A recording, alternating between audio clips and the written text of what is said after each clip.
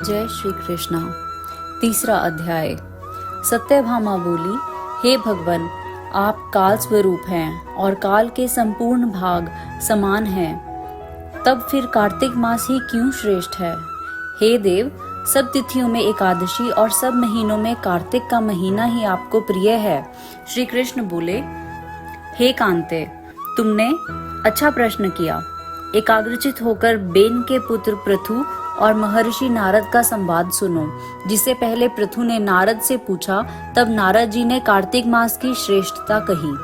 नारद जी बोले, पहले सागर का पुत्र शंख नामक राक्षस त्रिलोकी के मथने में समर्थ हुआ। उसने संपूर्ण देवताओं को जीत स्वर्ग से निकाल इंद्रादि संपूर्ण लोकपालों के अधिकार अपने हाथ में कर लिए।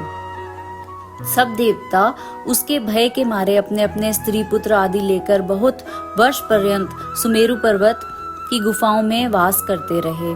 जब देवता गुफाओं में रह रहे थे, तब शंखासुर ने विचार किया, मैंने देवताओं को जीत तो लिया, तो भी वे बलवान मालूम होते हैं।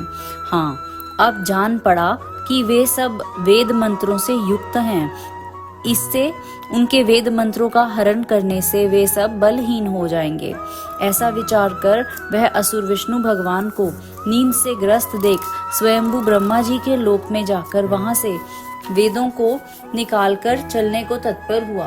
तब वे उसके भय के मारे यज्ञ के मंत्र और बीजों समेत जल में प्रवेश कर गए। तब तो वह शंखासुर भी उन्हें ढूंढता हुआ समुद्र के भीतर विचरने लगा, परंतु वे वेद एक स्थान पर कहीं भी प्राप्त न हुए।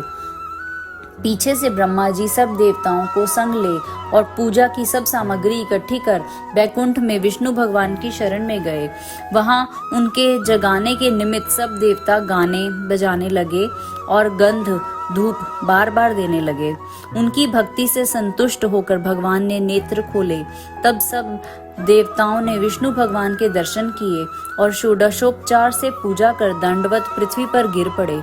तब तो माधव भगवान उनसे कहने लगे, हे देवगण, मैं तुम्हारे भजन कीर्तन आदि कार्यों से प्रसन्न हुआ हूँ। मैं आप लोगों की मनोकामना पूर्ण करूंगा। अश्विन शुक्ल पक्ष की एकादशी से देव उठनी एकादशी तक पहर भर रात्रि रहे।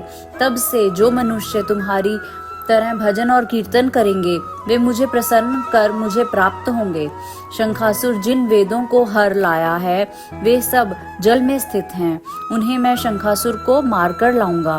अब से बीज मंत्र समेत सब वेद प्रतिवर्ष कार्तिक के महीने में सदा जल में निवास करेंगे। मत्स्य रूप धारण कर मैं जल में जाता हूँ।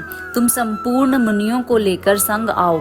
इस लोक में जो अच्छे मनुष्य प्रातः काल स्नान करते हैं, वे निश्चय अक्षत स्नान के फल को प्राप्त करते हैं। जो कार्तिक में सदा व्रत करते हैं, उनको हे इंद्र, तुम मेरे लोक में पहुंचा दिया करो।